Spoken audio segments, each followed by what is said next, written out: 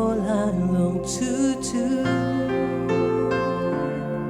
is worship. All I long to do is bring you praise, for nothing compares to you, my saving grace.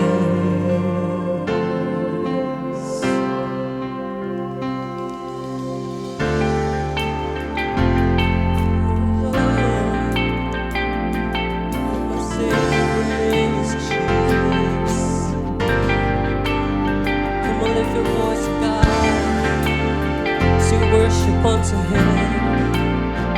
Oh, there's no other name like Jesus. I'm holding on to You.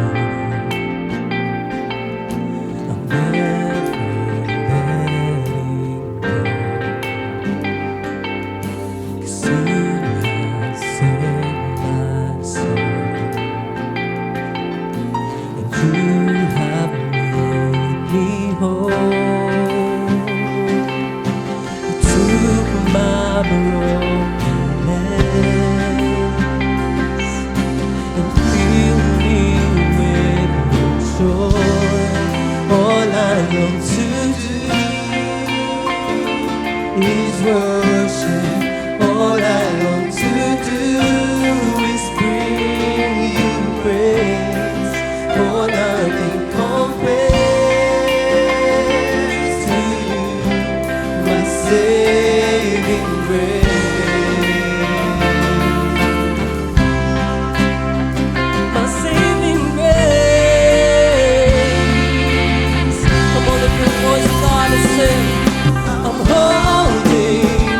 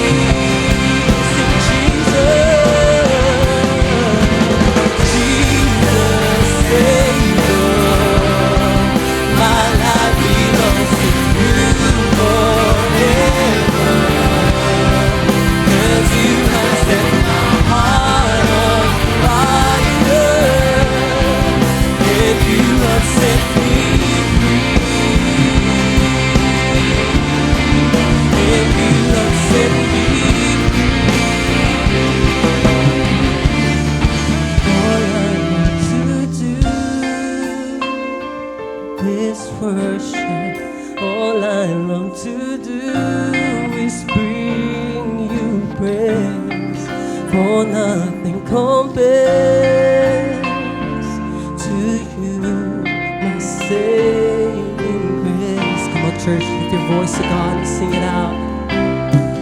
All I long to do is worship.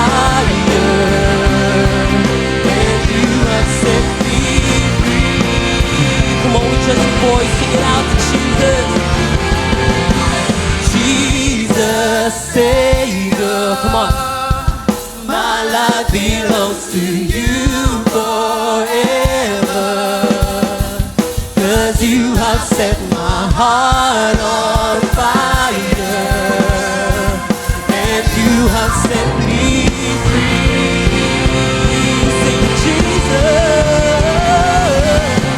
Jesus Savior, my life belongs to you forever. You have set my heart on fire, and you have set me free. For the last time, let Jesus Savior, Jesus Savior, my life belongs to you forever, 'cause you have set my heart on fire. Set me free, and you have set me free, and you have set me free.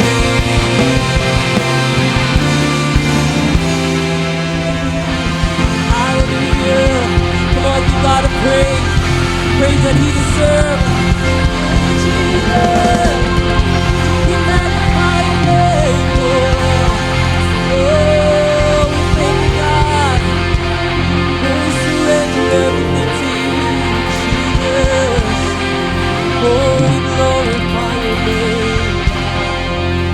Amen. Minsan pa po palakpakan natin ang ating Panginoon sa araw na ito. Come on, mas malakas na palakpak para kay Jesus.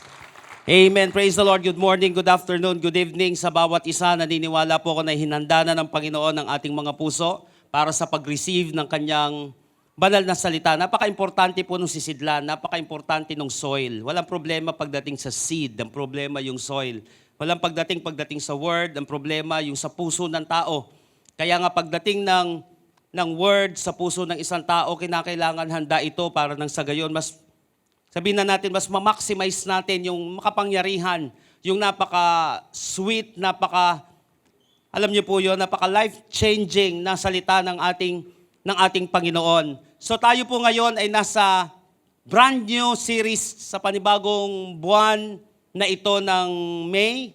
Ang title po nito is Under Construction. Sabihin niyo po natin, Under Construction. It means that you are a work on progress. Tayo po mga kapatid ay work on progress. Yung trabaho ng ating Panginoon, yung trinabaho niya, finished work na yung kaligtasan natin eh. Pero we have to work out our salvation. Sinabi ng Bible, kinakailangan na tayo ay nagkakaroon ng intentional na paglago, kinakailangan din na naiintindihan natin yung ating sarili. Kaya nga next week ang pag-uusapan natin yung stages ng Christian life. Para lang sa gayon, hindi ka masyadong hard sa sarili mo. At the same time naman, hindi ka masyadong kumakampante kasi alam mo na ito yung season mo. Kaya nga napaka-importante ng mga susunod na lesson natin sa buwan na ito kasi lalo mong maiintindihan yung sarili mo, mas lalo mong mauunawaan ang ating Panginoon sa pamamagitan ng kanyang banal na salita. At mas makikita mo yung sarili mo na mas lumalago.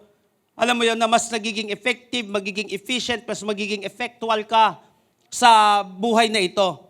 Pero mas naiintindihan mo paano ba tumatakbo ang buhay na ito, especially ang spiritual life ko? Paano ko dapat sinusubaybayan ito? Paano ko dapat ini-evaluate ito? So yun po yung mga pag-uusapan natin. Napaka-importante kasi ng progress na ito kasi ang success ay nasa progress mo. Ang success mo ay nasa progress mo. Without any progress, there's no such thing as success.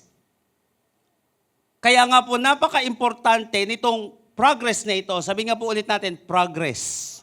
Napaka-importante noon. Kahit saan parte ng buhay natin, kahit sa buhay natin, kahit sa negosyo natin, in any organization, napaka-importante po nitong progress na ito. So ito po, dito po magbo-boil down lahat ng mga pag-uusapan natin. And I hope, mas lalo nating maintindihan ang sarili natin at higit sa lahat, mas lalo nating ma-discern, mas maintindihan ang move ng Panginoon.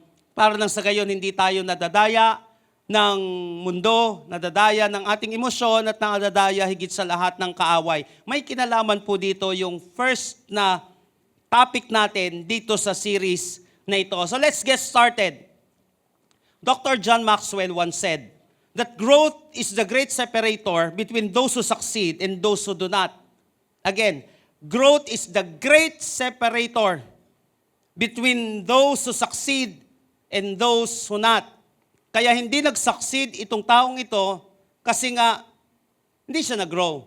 Kaya nag-succeed itong taong ito kasi nga siya ay nag-grow. So yun ang nagse-separate sa isang tao, itong growth na ito.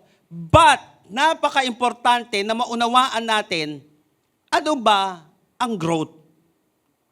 Ano ba ang nakapaloob dito sa paglagong ito kahit saang area ng ating buhay?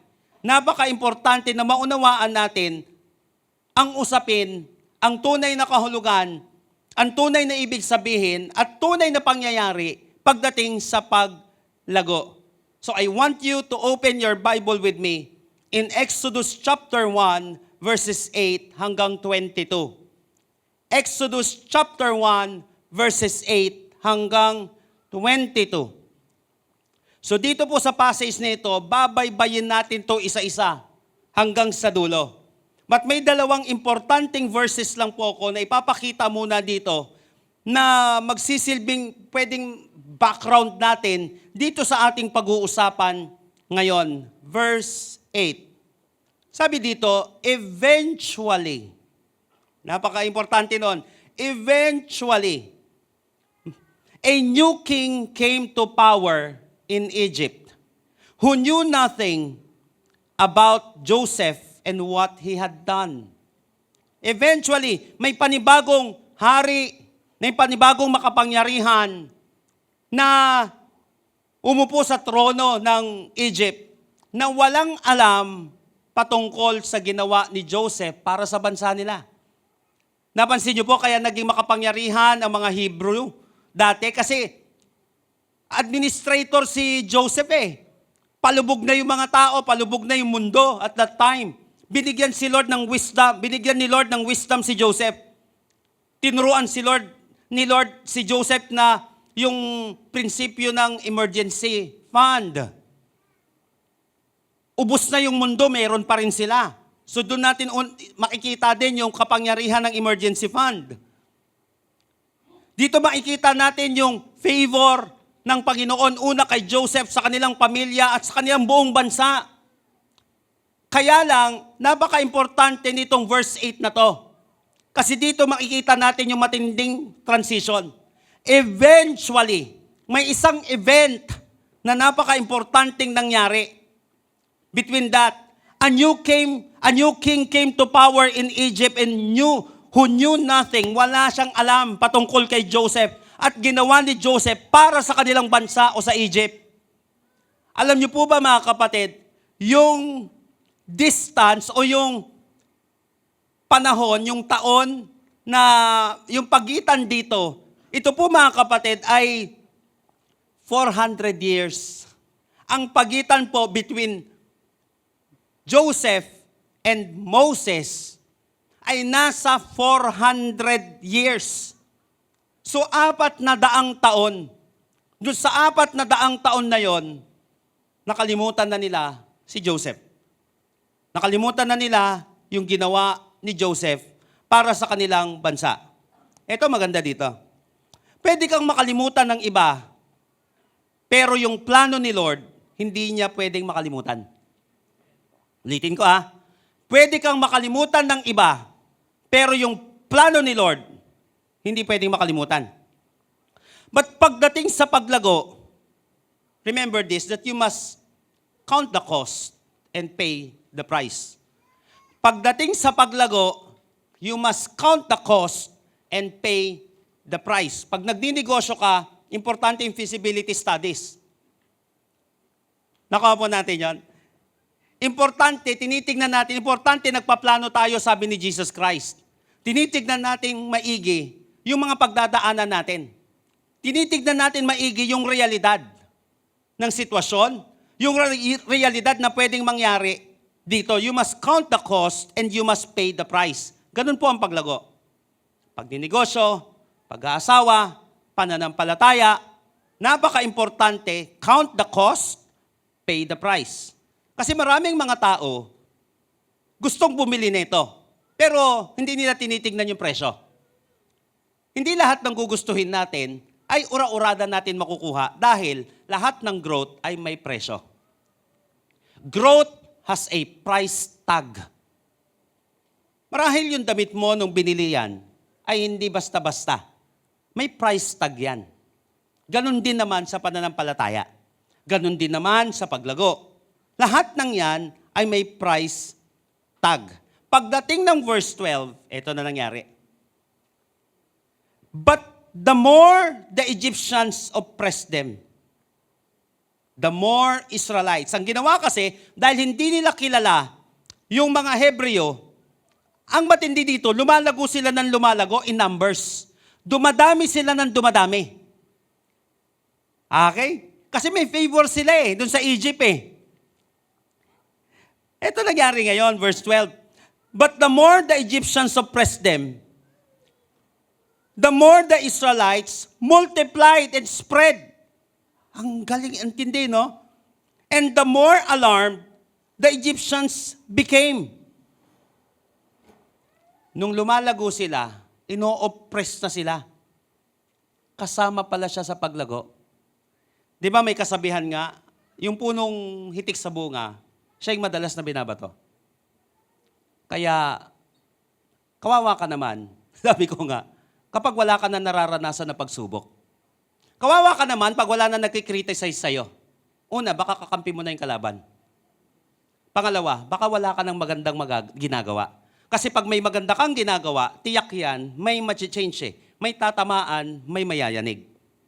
Kaya hindi pwede sa isang buhay, hindi pwede sa isang karir, hindi pwede sa leadership, hindi pwede sa negosyo, hindi pwede nang walang criticism. Hindi pwede na walang oppression. Kasi nga, lumalago ka. Okay? Law of gravity. The more na tumataas ka, mas nararamdaman mo yung pressure. Kaya hindi pwede sa rurok ng tagumpay ang ayaw ng pressure. That's part of life. Hindi pwedeng hindi. So the more the Israelites multiplied and spread, tignan niyo po, and the more alarmed the Egyptians became. Naaalarma sila habang lumalago yung mga Egyptians, ay yung mga Israelites, naaalarm yung mga Egyptians sa kanila. Sana habang pinapakinggan mo ito, kapatid, kausapin tayo ng Panginoon. At meron tayong personal na evaluation sa buhay natin. Kung ikaw ay negosyante, kung ikaw ay isang magulang, kung ikaw ay may pangarap, kung may nais kang mangyari sa iyong buhay, napaka-importante, the more the Egyptians oppressed them, the more Israelites multiplied and spread, the more alarmed the Egyptians became. So dito po babaybayin natin yung mula verse 8 hanggang verse 22. Dito sa passage na ito ay makikita natin ang napaka-importanting katotohanan patungkol sa paglago. Remember that the truth will set you free. Ang katotohanan ay magpapalaya sa atin. Kapag nalaman mo ang katotohanan tungkol sa paglago, tiyak na may paglayang mangyayari sa buhay mo. Ulitin ko. Pag nalaman mo ang isang katotohanan patungkol sa paglago, tiyak yan, may paglayang mangyayari sa buhay mo. Ulitin ko, napaka-importante yung sinabi doon, yung kasabihan na the truth will set you free. Bakit ka alipin? Baka may kasinungalingan ka na kung saan pinapractice. Once natutuhan mo ang truth about money, about life, about something, tiyak yan may paglaya. But once na pinapractice natin ng isang lie, mapag-iiwanan tayo. Aalipinin tayo ng sitwasyon kasi ang katotohanan ay nagpapalaya. So anything na gusto mong lumaya, you must find the truth. So kapag nakuha mo yung katotohanan na yon, palalayain ka sa bawat area ng buhay na yan. So join me in our message today entitled, Grow Through What You Go Through. Grow through what you go through. Ibig sabihin, paano tayo lalago sa mga pinagdadaanan natin? Kinakailangan lumago tayo sa pinagdadaanan natin. Lahat nga na may pinagdadaanan, magsabi ng malakas na amen. O may pinagdadaanan ka. Ibig sabihin, qualified ka na sa paglago. Kapag may pinagdadaanan ng isang tao, ibig sabihin, may patutunguhan kasi siya. Pag wala ka ng pinagdadaanan, baka hindi ka na humihinga. Pag wala ka ng nararamdaman na pain, baka wala ka na. Pero the moment na ikaw ay pinagdadaanan, ulitin ko, qualified ka na may patunguhan. So ang bawat tao na may pinagdadaanan, meron pa siyang pagkakataon na may patunguhan sa buhay. Kasi karamihan na may pinagdaanan, nung natuto siya, may pinatunguhan siya. Masakit nga lang tanggapin ang katotohanan, pero kailangan may pagdaanan ng negosyong yan. Kailangan may pagdaanan ang organization na yan. Kinakailangan may pagdaanan itong buhay na ito. Kinakailangan may pagdaanan yung relationship na yan. Kasi tiyak yan, pag naharap natin ang tama at na-practice natin yung truth, magkakaroon tayo ng kalayaan. So paano tayo lalago sa mga pinagdadaanan natin? Ito maganda ngayon. Sinabi mo may pinagdadaanan ka. Ngayon, seed na yan. Opportunity, yung pinagdadaanan na yan. Kaya lang ang tanong, ano yung katotohanan patungkol sa pinagdadaanan na yan? We have to grow through what we go through. Lumago ka sa pinagdadaanan mo ngayon. Magkakaroon tayo ng progress dyan sa stress na yan. Pwede ka magkaroon ng progress dyan sa stress na yan. Paano nga? Now, dalawang crucial na bagay ang dapat nating maunawaan dito na kung saan tayo ay matututo at higit sa lahat, tayo ay mababago. Lahat po ng ready at super excited nga ngayong umagang ito, ngayong araw na ito, magsabi po ng malakas na amen. Number 1. Paano tayo lalago sa mga pinagdadaanan natin? Lahat tayo, yung katabi mo, maganda lang yan at pogi lang yan, pero may pinagdadaanan yan. Tignan mo yung katabi mo. Kahit wag mo nang tanungin, siguradong may pinagdadaanan yan. Ito maganda ngayon. Kaya lang, qualified yan ngayon sa paglago. Qualified yan ngayon sa breakthrough. Qualified yan ngayon na may patunguhan. Kasi ikaw ay may pinagdadaanan. Ang tanong nga lang, ano yung napaka-importanting bagay na dapat nating maunawaan patungkol sa ating mga pinagdadaanan? Paano tayo lalago dito sa stress na to? Paano tayo lalago dito sa depression na to, sa anxiety na to, sa pressure na ito na pinagdadaanan natin? Number 1. Makikita natin ito, dalawang importanteng point lang dito at may ilang mga subpoints tayo matututunan. Yung una, makikita natin in verses 8 hanggang 16. Yung pangalawa naman, makikita natin 17 hanggang 22. Okay? Number 1, verses 8 hanggang 10. Eventually, a new king came to power in Egypt who knew nothing about Joseph or what he had done. He said to his people, eto na ngayon, wala nang alam yung mga tao patungkol sa ginawa ni Joseph, patungkol sa pagbangon na nangyari sa Egypt because of this person, because of the Hebrew people. Nung nakikita nila, lumalaki na itong mga Hebreo, mga Israelita, tingnan niyo po, verse 9. He said to his people, sabi nung bagong hari sa mga Egyptians, look, the people of Israel now outnumber us and are stronger than we are. Tignan nyo. Mas marami na sila sa atin. Hala. Naku, mas malakas na sila kaysa sa atin. Sabi nung hari. Verse 10, we must make a plan to keep them from growing even more. Gumawa na tayo ng plano. Para hindi na sila lumago. Sabing ganon. If we don't, and if war breaks out, they will join our enemies and fight against us. Then, they will escape from the country.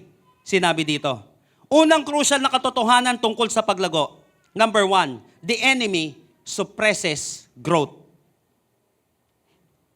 Ang kaaway, ayaw kang lumago. Minsan nakala mo lang kakampiyan, pero kaaway yan. Kasi ayaw kang lumago eh. Ang kaaway pwedeng magtago sa iba't ibang mga personalidad. But napaka-importante yung ilang bagay dito. 3 importanteng bagay para nang sa gayon, kinakailangan din, sinabi ni Lao Tzu sa kanyang libro na Art of War, isa sa mga pangunahin na kapamaraanan para matalo mo ang kalaban, kinakailangan makilala mo muna siya. Para matalo mo ang isang kalaban sa isang gera, kinakailangan kilala mo muna ang kalaban. Pag hindi mo kilala ang kalaban, maniwala ka, yung pala nasa paligid mo na, o nandiyan na sa harapan mo, yari ka. Nakuha po natin, o kaya pinasok ka na ng kalaban. Kinakailangan makilala mo rin kung paano umatake ang kalaban. Ano ang personalidad niya? Paano siya mag-isip? Paano siya umatake? The enemy suppresses growth. Is verses 8 hanggang 16. First, patungkol dito sa kalaban na ito. First, I want you to know that the enemy is full of insecurity. The enemy is full of insecurity. Eventually, a new king came to power in Egypt who knew nothing about Joseph and what he had done. He said to the people, look, the people of Israel now outnumber us and are stronger than we are. Mas marami na sila sa atin, tignan nyo.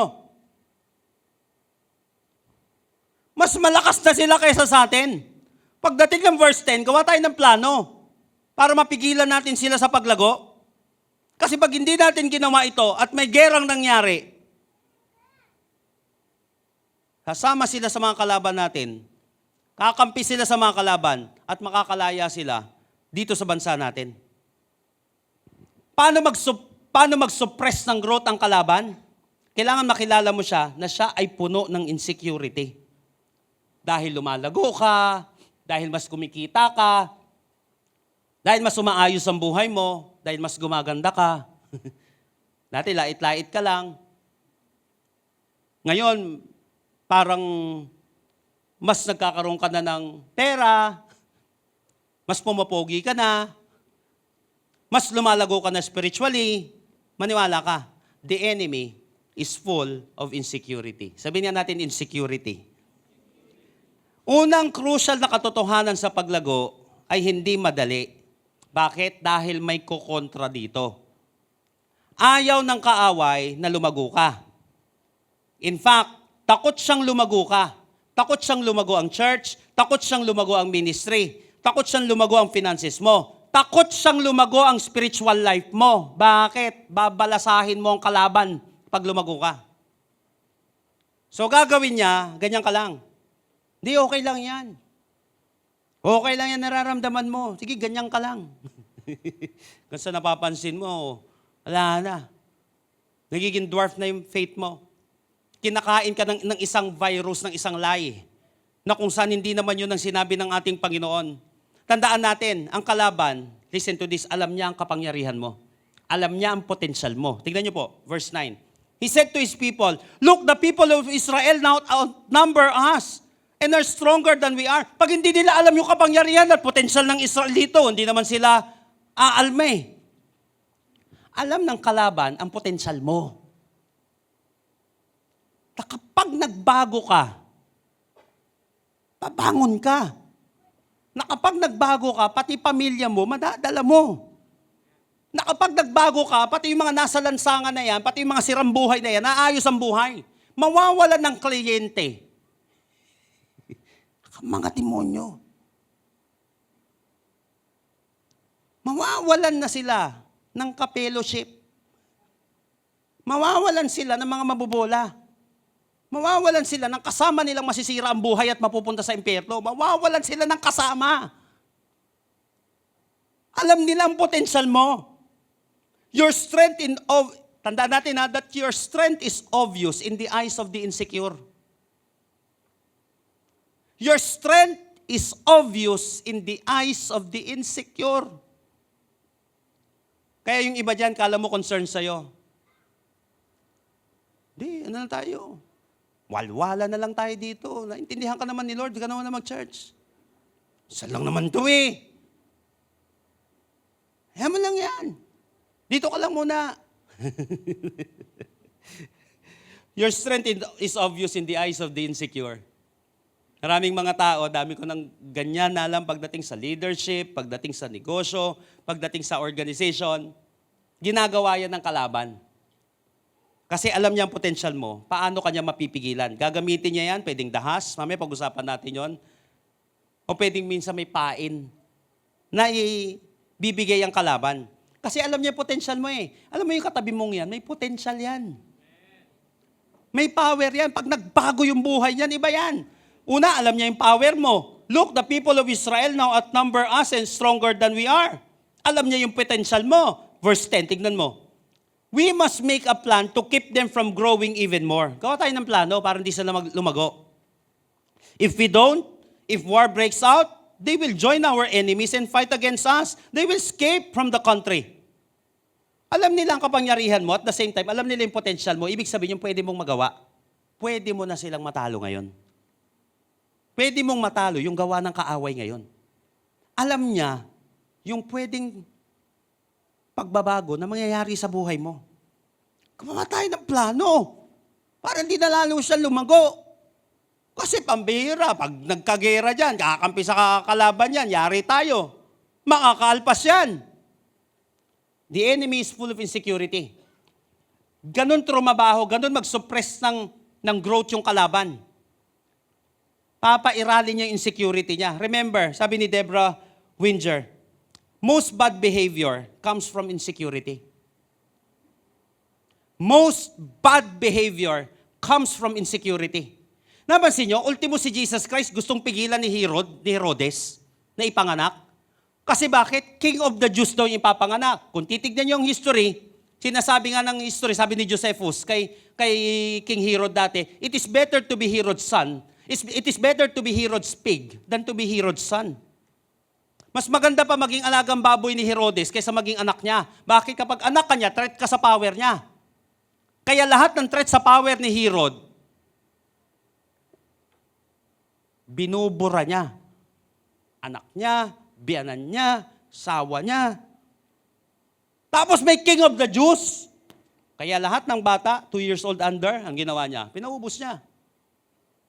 Gusto niyang maubos, gusto niyang ma-wipe out. Ganito rin halos mangyayari dito mamaya, makikita niyo po. Kaya tanda natin that insecurity kills. Your strength is obvious in the eyes of the insecure at most bad behavior ng tao nanggagaling sa insecurity. Kaya siya nagiging masama kasi nagiging insecure siya, dami niyang pinaglalaban. Maybe sa mga experiences niya sa pamilya niya, sa mga tao, hindi niya alam kinakain na siya ng insecurity. Iinggit na siya. Gusto niya ng manakit. Gusto niya ng manira. Dahil may nakikita siyang mas maganda na sa kanya, mas lumalakas na sa kanya, mas nagiging mas maayos na sa kanya, mas nagiging mas matino na kaysa sa kanya. The enemy is full of insecurity. Ganun siya mag-suppress.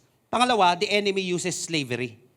Ang kalaban, tandaan natin, gumagamit, punong-puno ng insecurity yan. Pangalawa, gagamit yan ng slavery. Tignan niyo po. Naku, ganda na ito. Tignan niyo po. Verse 11.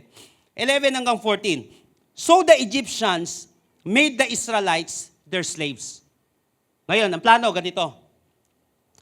Para wag silang lumago, alipinin natin sila. Ito na. They appointed brutal slave drivers over them, hoping to wear them down with crushing labor. They forced them to build the cities of Pithom and Rameses as supply centers for the king. 12. But the more the Egyptians suppressed them. Di ba? Sabi nila, gagawin silang slave. But the more the Egyptians suppressed them, the more the Israelites multiplied and spread. Antindi, no? Pwede pala yun. Na pinipersecute ka, nahihirapan ka, lalo kang lumalago. Tandaan natin that growth, that persecution is the breeding ground of the growth of Christianity. The more sila ino-oppress, the more sila pinapahirapan, doon lumalago ang Kristyanismo. Pati personal na buhay mo. Kaya pwede natin pakinabangan yung mga pagsubok na nangyayari sa ating buhay. Kasi pwede maging breeding ground ng growth yan. But the more the Egyptians suppressed them, verse 12, the more the Israelites multiplied and spread. And the more alarmed the Egyptians became. Yun nga lang, naaalarma lagi ang kalaban. Kaya nga sinasabi ko, pag wala na nagkikriticize sa'yo, baka di ka na kasi lumalago. O kaya baka kakampi ka na ng kalaban. Baka close na kayo ni Satan. Kasi wala nang oppression eh. O kaya wala nang insecurity. Baka wala nang ganun. Kaya lang, the more na nangyayari ito, the more na naaalarma yung kalaban. So, verse 13, the Egyptians worked the people of Israel without mercy. Hindi na sila naawa ngayon. Dito sa mga Israelitang ito, 14, tignan yung ginawa, they made their lives bitter. Ay, nako. They made their lives bitter. Grabe, no? Pinapait yung buhay ng mga lumalagong ito. Tandaan natin, di ba? Enemy uses slavery. Ang bitterness, gagawin kang slave. Bitter, oh. Ang saya-saya ng tao. Bitter yung isang tao. Pato? Wala naman yan, eh. Puro maritoke yan, eh. Mumurahin lang naman damit yan, eh. Ninakaw lang naman yan, yung pinambilihan ng damit yan, eh. Pansin mo, ang laya-laya ng tao, may kapayapaan siya. Tapos yung taong bitter, walang kapayapaan. Tandaan natin, walang maganda sa mata ng isang taong insecure. Walang maganda sa mata ng isang taong bitter. Ang pait. Ganun ang ginawa nila. They made their lives bitter, forcing them to mix mortar and make bricks and do all the works in the field. They were ruthless in all their demands. Naging malupit sila. Naging masama sila dito sa mga taong ito ng Panginoon. Tandaan natin, ang pangarap sa iyo ng kaaway ay huwag kang makaahon sa buhay. Ulitin ko, ang pangarap sa iyo ng kalaban, ng kaaway, ay huwag kang makaahon sa buhay. Tingnan nyo, verse 11, hoping to wear them down with crushing labor. Kaya nila ginagawa ito. Sabi sa verse 11, kaya sila ginagawa nilang bitter yung buhay ng mga taong ito. Para wag silang makaangat-angat sa buhay. Kaya kinakailangan, ibaba sila para wag silang umangat. Nakuha natin. Matanda natin, the enemy uses slavery. Gagawin kang slave ng kalaban. Kaya hanggat alipin ka ng kaaway, listen, hindi ka makakaahon sa buhay. Hanggat alipin ka ng kaaway, hindi ka makakaahon sa buhay. Kaya nga napaka-importante yung battle between the bosses. Yung mga umaalipin. Kaya nga sa Bible, may umalipin din sa atin. Sino? Si Jesus Christ. Ang tawag doon, doulos. Slave. Hindi yung slave in a way katulad ng ginagawa ng kaaway. Okay? Tayo naman, tinubos ng Panginoon, inalagaan niya tayo para mag-work sa Kanya, para magkaroon tayo ng kapayapaan, magkaroon tayo ng kalayaan, magkaroon tayo ng pagpapala. Kasi gusto ni Lord, maging under tayo ng Kanyang authority. Para wag tayo maging under ng authority ng kalaban. Nakuha po natin yun mga kapatid. Kaya ang tanong ngayon, sino ba ang boss mo? Si Lord o yung kalaban? Kasi gagamitin ito ng kalaban para nang sa gayo, wag tayo makaahon-ahon sa buhay. Ulitin ko, hanggat alipin tayo ng kaaway, hindi tayo makakaahon. Remember that slaves have no freedom. Ito yung ginamit ng kalaban para wag magkaroon ng kalayaan. Yung mga taong ito, the slaves have no freedom. Paano kung insecure? Yung nag-slave. Paano kung walang magandang plano? Paano kung inggit? Yung nag-slave. Tandaan natin, masarap maging malaya. Amen po ba? Masarap maging malaya. Malaya sa kasalanan, malaya sa nakalipas, malaya sa kahirapan. Kaya nga importante ang financial freedom na tinatawag para may time ka sa ministry. Kasi pag wala kang financial freedom, kaya kang paikutin ng boss na kung saan walang pananampalataya kay Lord. Ay wala na muna, napansin natin. Anytime, yung power ng kalaban pwedeng gamitin against us. Para huwag ka na makapagsimba, huwag ka na makapag-pray. Huwag ka na maka-attend ng gawain. Kaya masarap naging malaya.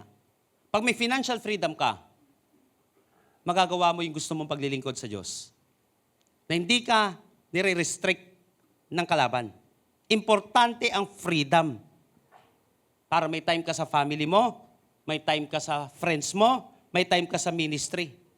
Pag wala, lugmok ka lagi. Biruin mo yon dahil isang minuto pa lang ang tulog mo, dahil niratrat ka ng trabaho, hindi ka na makapag-focus sa Word of God, hindi mo na magawa yun, hindi ka na makapagbulay-bulay sa salita ng Panginoon, hindi ka na makapanalangin. If the devil can't make you bad, listen to this, he will make you busy. Ganun ang ginawa sa kanila. Sa sobrang bait mo, hindi ka makakuha ng kalaban, gagawin ka na lang niyang busy. Para wala ka ng time kay Lord. At alam naman natin, kapag wala ka ng time kay Lord, unti-unti na magde-deteriorate yung buhay natin. Katulad yung sinabi ko nung Ignite, walang bishop-bishop, walang pastor-pastor, walang leader-leader sa kalaban. Ang dami ko nang nakita na pinabagsak ngayong taon na ito ng mga bishops, ng mga pastor, ng mga leader, ng mga mananampalataya ng kalaban. Why? Wala nang time kay Lord.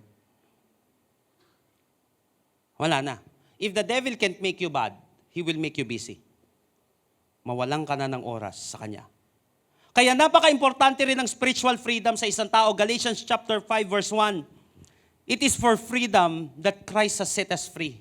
Stand firm then, and do not let yourself be burdened again by the yoke of slavery.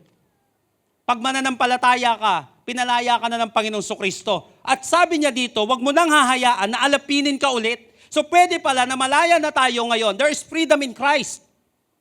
Pero wag mo na daw hahayaan ulit na alipin ka. Don't let yourself be burdened again by the yoke of slavery. Why? Pag slave ka, di ka maangat. Hawak ka ng kalaban. Ulitin ko, the enemy uses slavery. Third, the enemy assassinates brutally.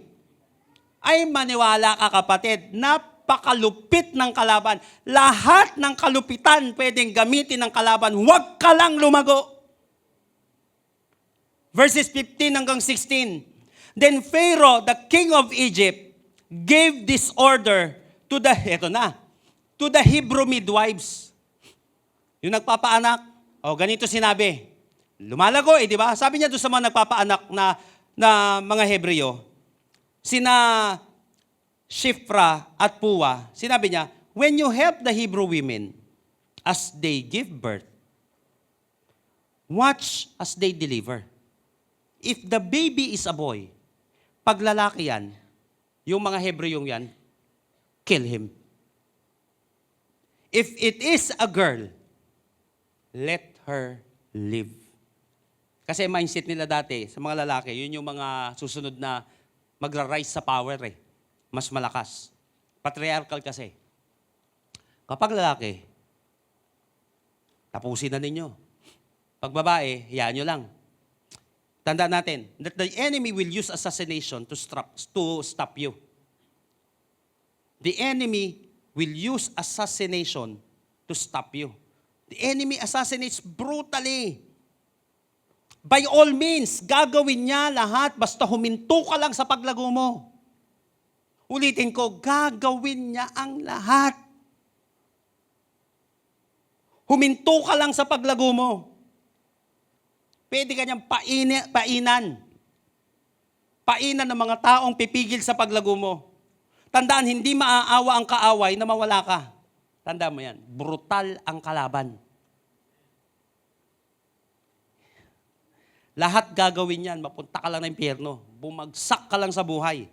Hindi, walang mercy ang kalaban, tandaan natin. So this is the identity of the enemy. Whether demonyo o mga taong insecure sa'yo, lahat ay may madilim na plano. John 10:10, the thief comes only to steal and kill and destroy. Yan ang trabaho ng kalaban. Primarily, kung babasahin natin yung context ng John 10:10, di laging demonyo to. Okay, kung titignan yung context doon, ito yung mga religious leaders at that time. Ito yung mga tao na kung saan pinipigilan yung mga tao na lumapit kay Jesus, na lumago sa Panginoon.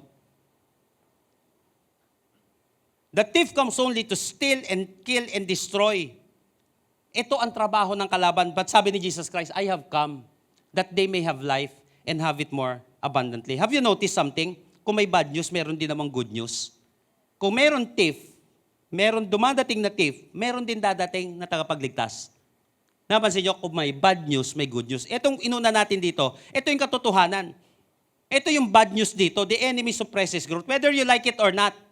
Pag lumalago ka, dapat malinaw din sa'yo to. Kaya pala binabato ko. Kaya pala may mga insecure sa akin. Kaya pala gusto kong gawing slave nito. Kaya pala assassinate ako nito. Whether character assassination.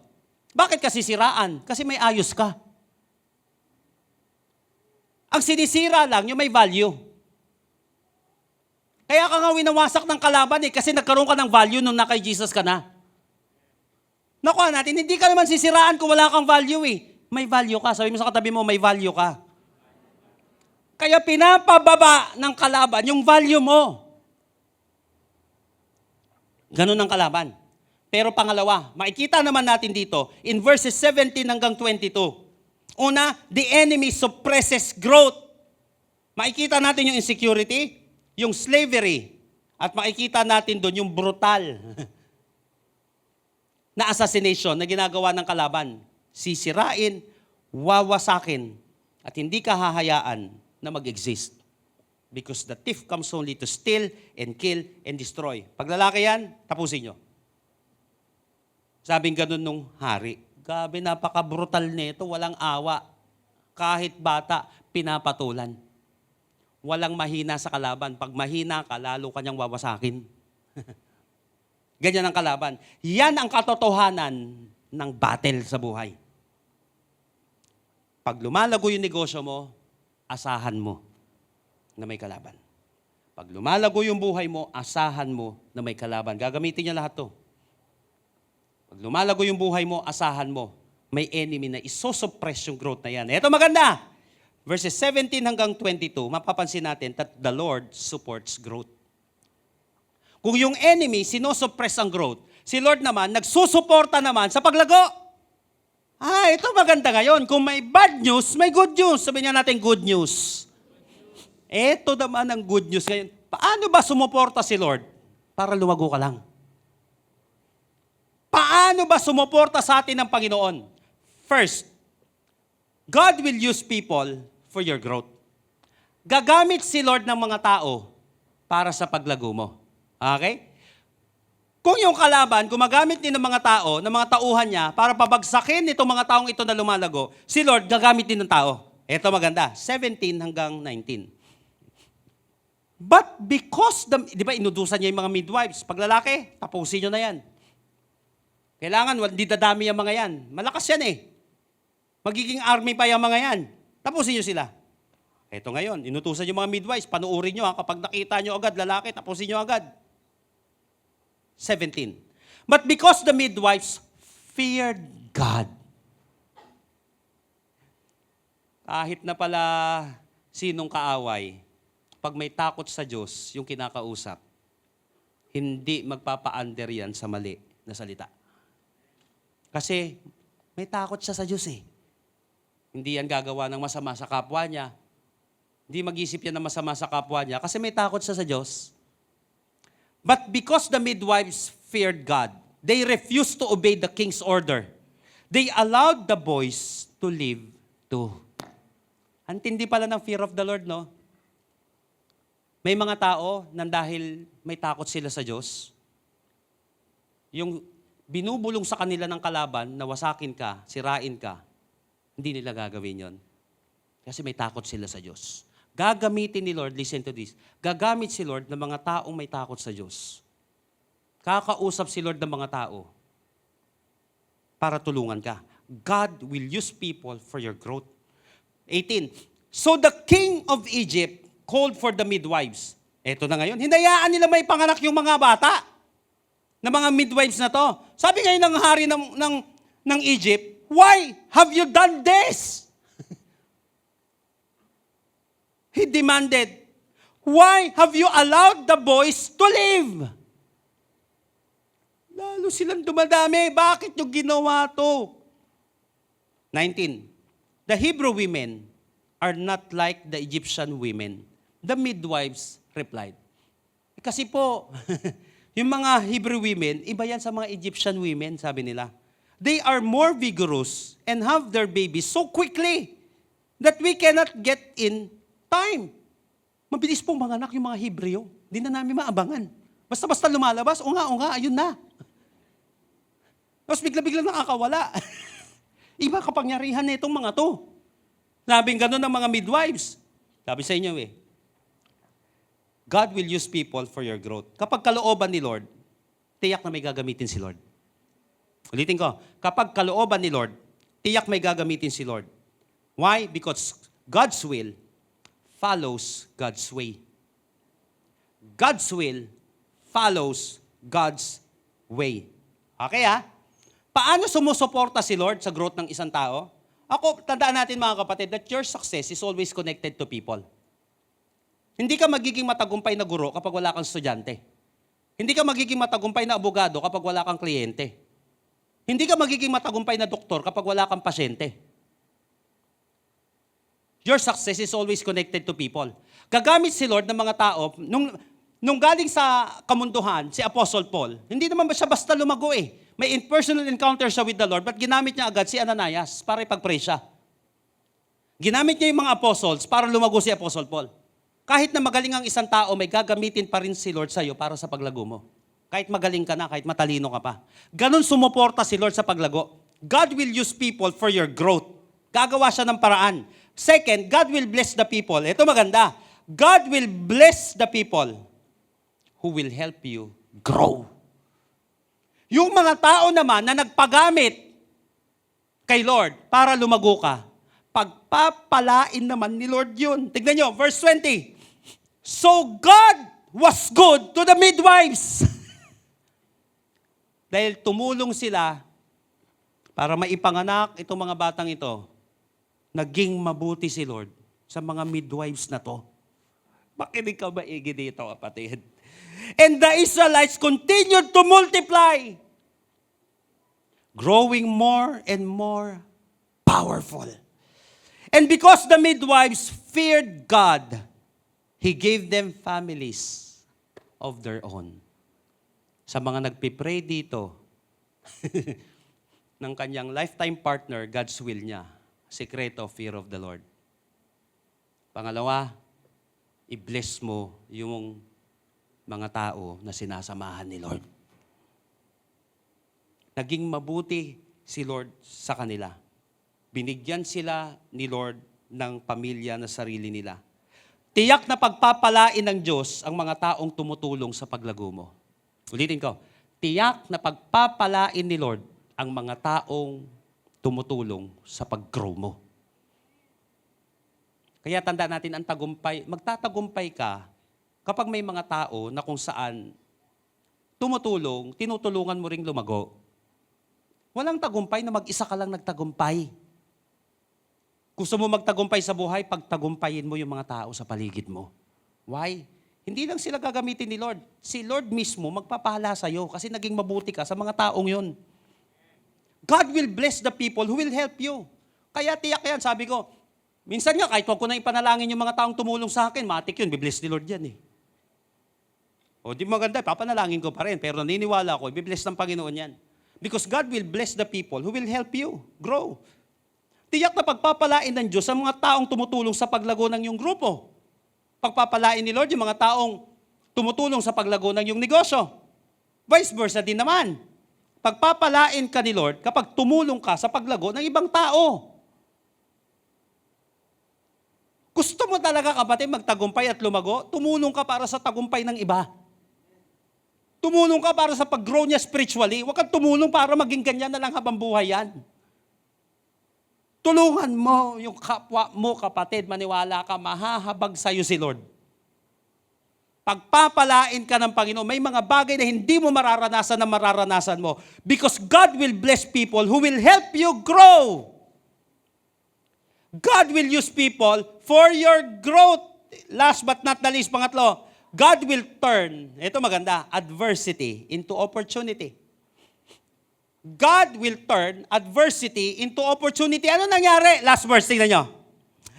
Tingnan nyo po, tingnan nyo maigit to ha. Verse 22.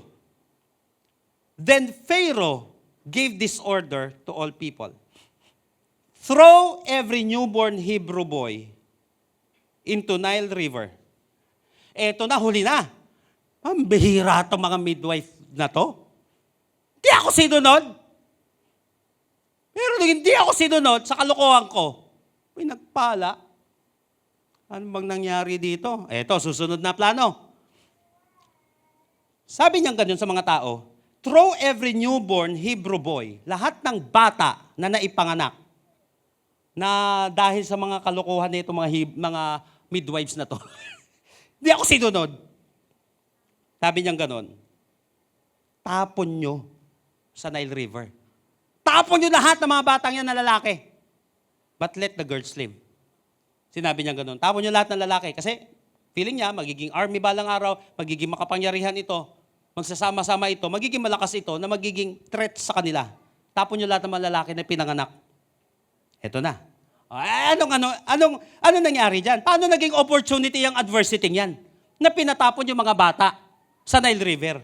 Alam niyo po ba, yung isa sa mga pinatapon nitong haring ito na bata, naging leader ng Israel sa kanilang paglaya. Yung isa sa mga pinatapon nitong haring ito, naging deliverer lalo ng Israel. Sino yon? Moses. Kala mo naisahan mo yung pinatapon mo, babalik din sa'yo. Ano nangyari sa kanya? Yung rejection kay Moses, tinapon Makinig ka maigi dito kapatid. Napaka-importanting prinsipyo to pagdating sa rejection. Yung rejection kay Moses, pinatapon siya nung baby pa siya, naging redirection sa kanya. Bakit? Yung pagtapon sa kanya, pagpunta niya sa prinsesa, naaampon sa kanya. Yung rejection niya, naging redirection. Pagtapon sa kanya, napunta siya doon sa prinsesa. At naging Prince of Egypt siya. Pansinin mo? Kaya yung huling nag-reject sa'yo, kapatid, ka na maging bitter. Redirection sa'yo ni Lord yan. Ibig sabihin lang yan, ayaw nila ng maganda na kasama sa trabaho. Ayaw nila ng pogi. Baka ayaw nila ng magaling. O kaya baka hindi kayo match na dalawa. Tandaan natin, sometimes, it's not about you. It's not you. It's them. Because they fail to see your potential. Yung huling nag-reject sa'yo, huwag ka na masyadong sumama loob. It's not about you. It's them. Because they failed to see your God-given potential. Hindi nila nakita, pambihira. Sinasamahan pala ni Lord to. Sana nung kinuha namin to, sana nung hindi ko siya ni-reject, pinagpala sana ako ng Panginoon. Nakuha natin yon. Kaya yung rejection sa'yo, redirection ng Panginoon. Mas mapupunta ka sa maganda, basta kasama mo ang Panginoon. Walang failure dyan, kapatid. Sometimes you win, sometimes you learn. Pero ang importante, pagpapalain ka ng Panginoon, saan ka man mapunta. Amen po ba? Come on, purihin natin ang ating Panginoon. If God is on your side, remember this, you are on a winning side. If God is on your side, you are on a winning side. The Lord supports growth. Walang paglago na kung saan hindi gagamit si Lord ng tao. Gagamit si Lord ng tao para lumago ka, para magtagumpay ka. At ito ba maganda? Dahil ginamit ni Lord yung mga taong yun, pagpapalain ni Lord yung mga magbibless sa'yo, mga tutulungan ka. Why? Para dumami sila na maging matulungin. At maramdaman nila, pambihira nang dahil dito pinagpala ako ng Panginoon. Grabe. Marami po niyan, ganyan. Mga tahanan, mga company, mga tao, na pambihira, sinasamahan ka ni Lord. Bakit ako ulit kinuha ninyo? Sinasamahan po kayo ni Lord, pinagpapala lalo kami. Ng Panginoon, paparamdam ni Lord na sinasamahan ka ni Lord. And God will turn adversity into opportunity. Walang rejection na hindi magiging redirection kapag kasama mo ang Panginoon. Yung akala nilang pinatapon nila, lalo pang sumagana at lumakas. Walang iba. Yung pala magiging deliverer, yung pinatapon nila.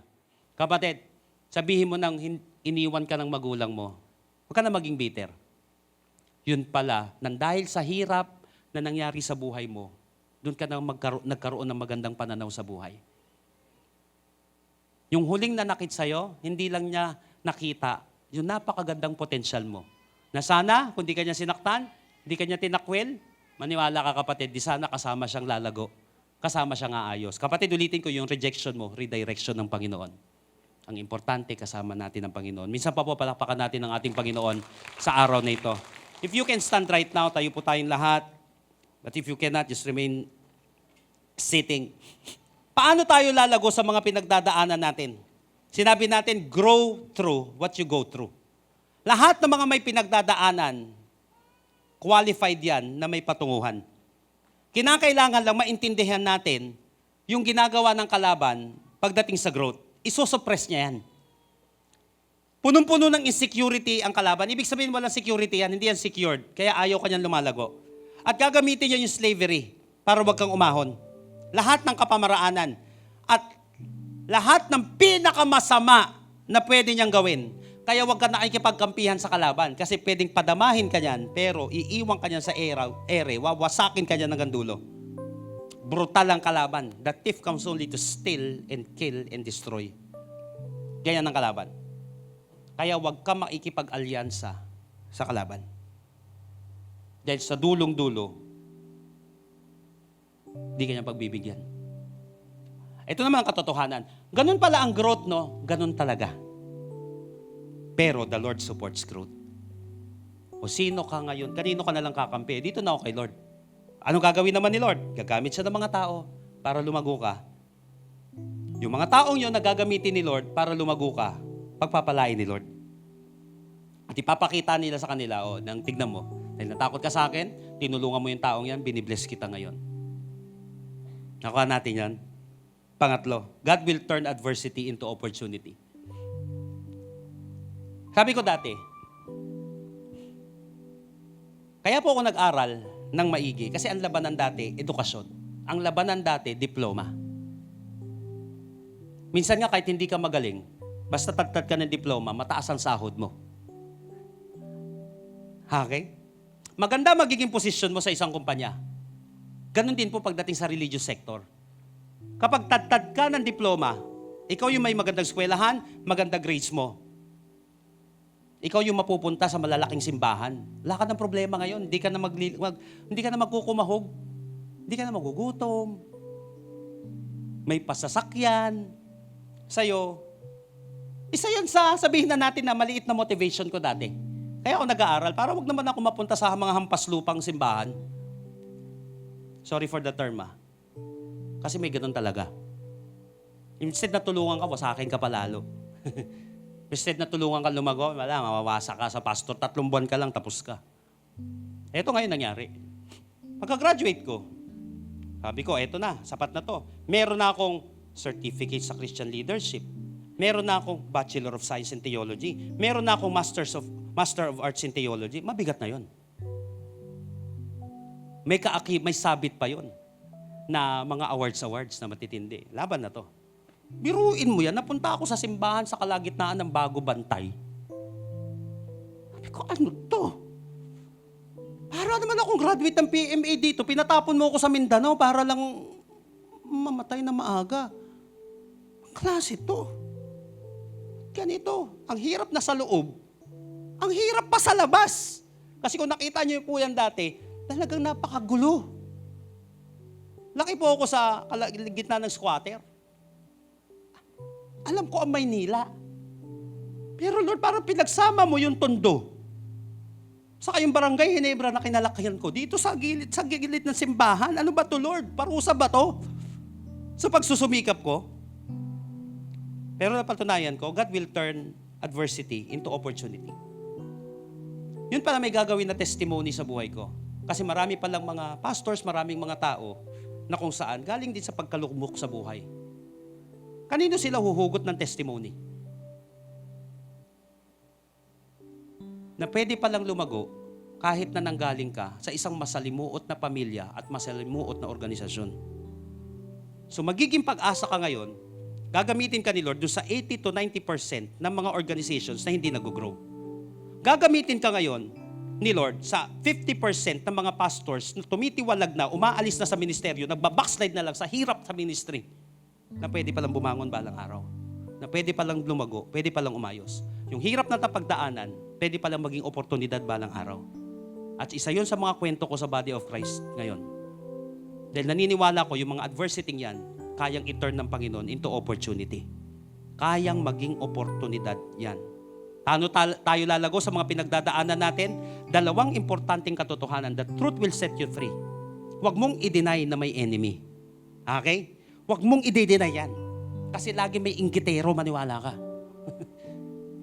Unang-una si Satanas ang kalaban. The enemy suppresses growth.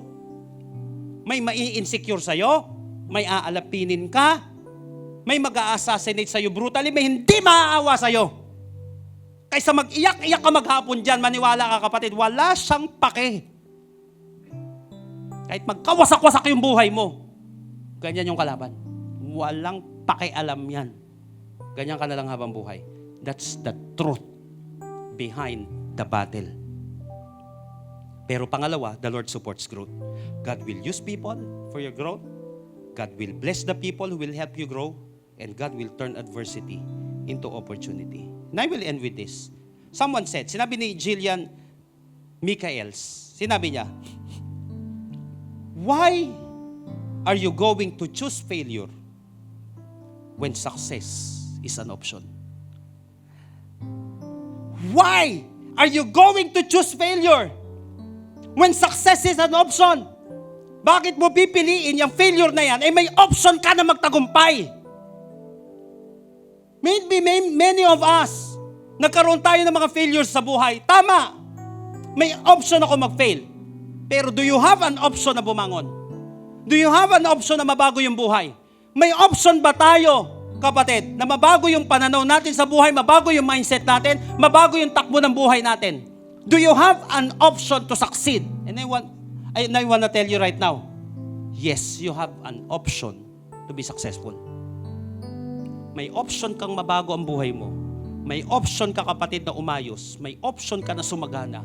May option ka, kapatid, na maging malapit sa Diyos. May option ka na magbago. Why are you going to choose failure when success is an option? Someone said that growth is painful. Change is painful. But nothing is as painful as staying stuck where you do not belong. Painful ang growth. Lumalago ka eh. Magka-wisdom tooth ka nga lang, nilalagnat ka pa minsan eh. Ay, lagnat. laki lang yan. No, napansin mo, pati yun. Pati pala sa pag-grow, lalagnatin ka. Kakasakit ka. Growth is painful. Change is painful. But nothing is as painful as staying stuck where you don't belong. Tandaan natin, yung mga Israelites na to, no, ayaw umalis sa Egypt. Pinalalaya sila ni Lord, gustong bumalik lagi sa Egypt. So pwede pa lang na born again ng isang tao, no, pero papunta sila ng promised land, pero utak slave pa rin sila, utak Egypt pa rin. Dito na lang kami. Yun ang pinakamasakit sa lahat. Yung pinapalaya ka ng Panginoon pero ayaw mo. Sana pag binigyan tayo ni Lord ng pagkakataon, kapatid, grab it before mag-over yan. Before matapos ang lahat. Tandaan, mula verse 8 hanggang 22 na pinag-usapan natin ngayon, may oppression, may kalaban, pero may magandang plano sa kanila si Lord. Listen to this before we pray. Hindi ka bagay sa masalimuot na buhay. Masalimuot yung buhay nila sa mga Egyptians na yon. Masalimuot yung buhay nila dun sa slavery na kanila nararanasan. Masalimuot yung buhay nila dun sa inggitero, dun sa, alam mo, sa insecure na hari. Sa insecure na bansa, masalimuot, ginawang masalimuot yung buhay nila. I don't know kung ano yung mga tao, ano yung mga sitwasyon, ano yung mga pangyayari sa buhay mo, kapatid, na ginawang masalimuot yung buhay mo. Hindi ko alam kung ano yung kinalakhan mo, kapatid, na pamilya. Hindi ko alam kung ano yung kinalakhan mo, kapatid, na lugar. But gusto kong malaman mo mula nandito hanggang sa likuran. Hindi ka bagay sa masalimuot na buhay. Nung naunawaan ko to, tatanggapin ko na lang sana yung kalagayan ko sa buhay. But nung naunawaan ko, ayaw ni Lord na ganito ako habang buhay. Hindi ako bagay sa masalimuot na buhay. Bakit? Bayad na ako. Binayaran na ako ni Lord. He paid the high price para lang maligtas ako at mabago buhay ko. Hindi ka bagay sa masalimuot na buhay. I want you to close your eyes right now. Who among you here, kinakausap ka kanina pa ng Panginoon, maybe nanggaling ka sa isang masalimuot na buhay. Or maybe ngayon, kapatid, nakalublob ka sa isang sitwasyon na masalimuot. Parang di ka makalaya-laya. Nakakangiti ka minsan, but behind that smile, there's loneliness. There's fear. There's failure. But gusto kong manawaan mo, kapatid, ito mensahe sa'yo ni Lord, hindi ka bagay sa masalimuot na buhay. Kaya mo narinig ito, gusto kang palayain ng Panginoon. Maybe this is your first time, napadalo ka sa gawain ito, hindi mo alam, papunta ka lang dito sa mall. Pero nakita mo itong gawain na ito, kapatid, sinamahan ka na ni Lord dyan. Or maybe may nag-invite sa'yo ngayong araw na ito, hindi nagkataon to, kapatid, tinaon to ni Lord eh. So Lord, makalaya. Gusto ng Panginoon, makalaya ka. Gusto ni Lord, pagpalain ka niya. Niwala ka. Pagpapalain din ni Lord yung mga nagpala sa'yo, yung mga nagsama sa'yo. Ngayong araw na ito, yung mga nag-invite sa'yo, hindi lang ikaw bibless ni Lord, pati yung taong yan na ginamit ni Lord. Bibless ni Lord, bakit lalago ka? Babago buhay mo. Pag nabago buhay mo, dawit pamilya mo, dawit anak mo, o dawit tatay mo, dawit nanay mo, dawit bansa natin. Maraming lalakas ang loob, kasi pwede pa palang bumangon. Maraming lalakas ang loob, pwede pa palang mapatawad. Maraming lalakas na loob, may pagkakataon pa pala. Dahil may ganun kang kwento. Ikaw ba itong taong ito, kapatid, na sinasabi mo, Lord, ayaw ko po ng masalimuot na buhay. Remember this, that your success will begin when you get mad at your failure. Magsisimula yan, kapatid, yung tagumpay na yan pag nagsawa ka na sa masalimuot na buhay. Pag nagsawa ka na dyan sa slavery yan, hanggat i-enjoy mo yan, hindi ka lalaya dyan.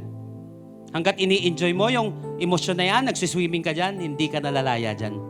Pero kahit mahirap, pero sinasabi mo, hindi ako bagay dito sa kumunoy na ito na kinalalagyan ko ngayon, lalaya ka dyan.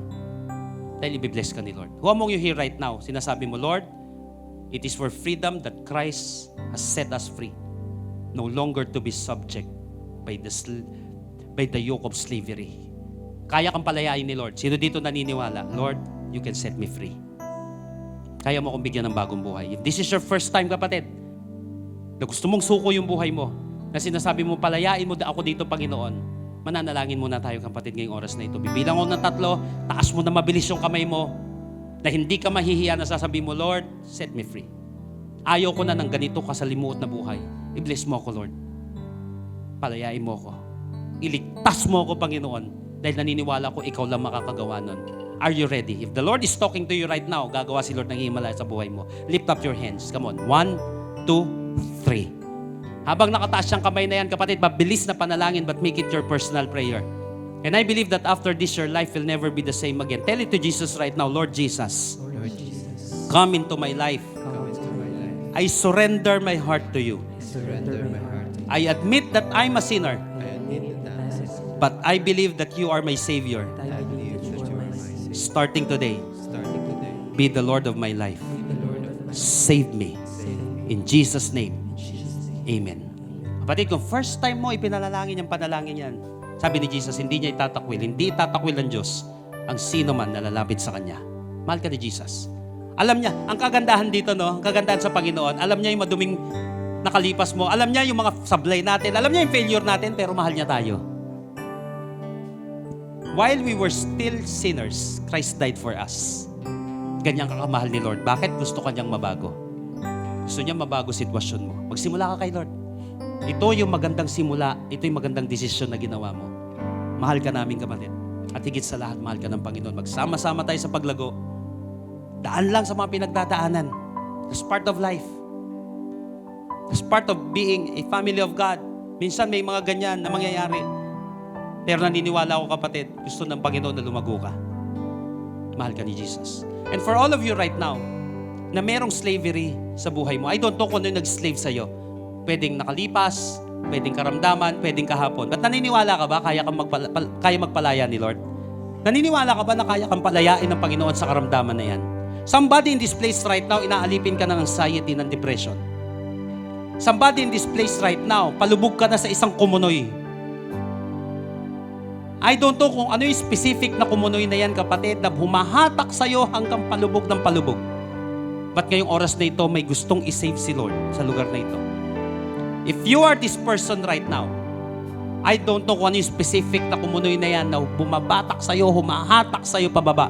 Maybe may bisyo, maybe pagkautang, maybe kasalanan, maybe lumang buhay, maybe hindi pag-usad, maybe matinding kalungkutan, maybe karamdaman. Naniniwala ka ba na kaya kang palayain ng Panginoon? Ngayong oras na ito, kapatid, if you can lift up your hands, habang tayo nananalangin, pagtaas mo ng kamay mo, kapatid, just dala-dala mo yung prayer request na yan. Healing, deliverance, peace, prosperity. Father, in the name of Jesus, you have said in your word, by His wounds we are healed. Lord, dahil sa sugat mo, Panginoon, may kagalingan. Lord, palayain mo po, Panginoon, ang anak mong ito, Panginoon, na inaalipin ng karamdaman. Whether it is depression, disorder man yan, Panginoon, depression, anxiety, Panginoon, o Lord, tinaningan man siya ng doktor, pero ikaw hindi pa, Panginoon. Lord, I speak for miracle right now. I rebuke that sickness in the name of Jesus. I pray for healing. I pray for miracle. Panginoon, karamdaman, lumayas, kagalingan, dumaloy sa kanyang katawan sa pangalan ng Panginoong Hesus. Where the presence of the Lord is, there is freedom. Lord, yung presensya mo, umiikot, Panginoon, ini-envelope ang lugar na ito, Panginoon, bigyan mo po ng kapayapaan. Bigyan mo po, Panginoon, ng kalayaan, Panginoon, ng bawat isa. Na inaalipin, Panginoon, ng matinding kalungkutan sa pangalan ng Panginoong Hesus. Be free from that depression. I pray for peace which transcends all understanding right now. In the name of Jesus. Palayain mo po sa kawalan ng pag-asa. Ibangon mo po, Panginoon, sa matinding kahirapan. You are our Jehovah Jireh, our provider. In the name of Jesus. Lord, I speak for prosperity right now. Hindi mo siya pababayaan, Panginoon. Tutulungan mo siyang makaalpas dito. Gagamit ka ng mga tao na tutulong sa Kanya. At Lord, meron dito, Lord, siya naman yung gagamitin mo sa iba. Pagpalain mo siya lalo, Panginoon. Paramihin mo yung katulad niya may puso, Panginoon. Para lumago yung kanyang kapwa at magtagumpay yung kanyang kapwa. Paramihin mo, Panginoon, may ganitong puso. Sa lahat ng ginamit mo this week, this month, this year, Lord, para makatulong sa kanyang kapwa. I-bless mo, Panginoon, ang taong ito, Lord. Higit pa sa kanyang inaasahan. Ngayong oras na ito, kapatid, I will give you 30 seconds right now to 1 minute. Pag bulay-bulayan natin ito, lumapit ka sa Panginoon. Kausapin mo personally si Lord ngayong oras na ito. Sabihin mo kay Lord yung nararamdaman mo. Yung petition mo, kapatid, sabihin mo kay sa Panginoon yung panalangin na yan. Just ask God right now. I believe that the presence of the Lord is moving in this place. Habang kinakausap mo siya, habang nananalangin ka, habang sinasamba mo siya, lumalaya ka. When praise goes up, blessings come down. Sabihin mo yung kakayanan ng Panginoon. Manampalataya ka sa Kanya. If you believe, you will receive whatever you ask for in prayer. Huwag mong sayangin yung opportunity na ito na makalapit ka kay Lord. Huwag mong sayangin yung opportunity ito, yung ganitong atmosphere, kapatid. Para masabi mo, kapatid, yung hinihiling mo na alam mong kaya ng Panginoon. Just put your faith in God right now. You are a child of God. Anak ka ng ating Panginoon. Nung hindi ka nga niya anak, kinawaan ka niya. Ngayon pa ba, kapatid? Nung makasalanan tayo alipin pa tayo ng demonyo at mundo, kinahabagan ka ni Lord Ngayon ba kaya na anak ka niya?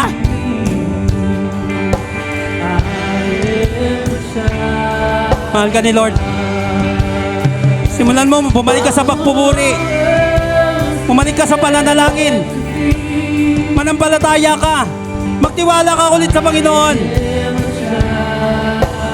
Magbago ng isip at magbago ng kilos. Oh Lord. Yes, oh God.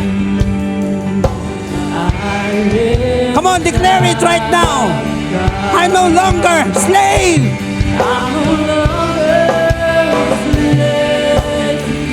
May mga takot na lumalayas sa pangalan ng Panginoong Yesus. May mga kagalingan na may mga kagalingan na dumadaloy, may mga karamdaman na nawawala at natutunaw ngayong oras na ito. Kawalan ng kapayapaan ay lumalayas ngayong oras na ito. Come on, for the last time, I'm no longer slave.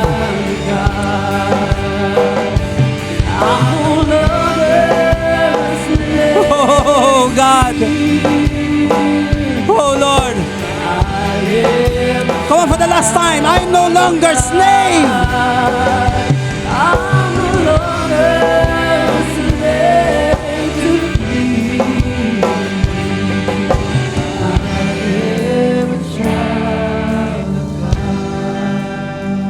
Panginoon, may mga takot na pinapawi.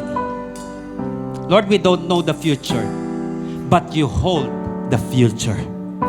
Hindi namin, Lord, alam ang bukas. Hindi namin, Lord, alam ang susunod kung ano mangyayari. But you hold the future, Lord. Titiwala kami sa iyo, Lord. Lord, may existence man ang kalaban. But Lord, we believe that we are more than conqueror through our Lord Jesus Christ. Pag may fear of the Lord na kami, hindi na kailangan kami matakot sa kalaban. Dahil tiyak yan, Lord, sasamahan mo kami. Salamat dahil ngayong oras na ito, Lord, may pinagaling ka. Instantly, Lord, may pinagaling ka sa lugar na ito, Panginoon, magiging testimony niya yon.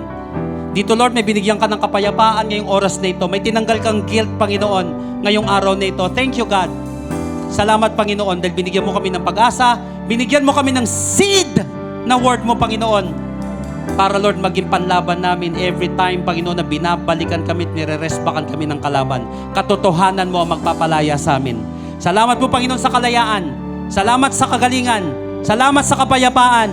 Salamat sa provision.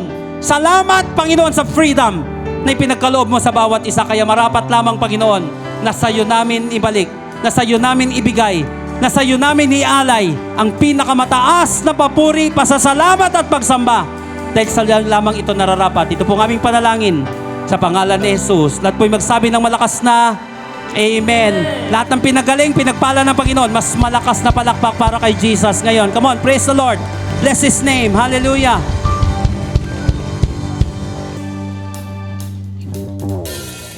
Hold me in your arms, never let me go. I want to spend eternity with you.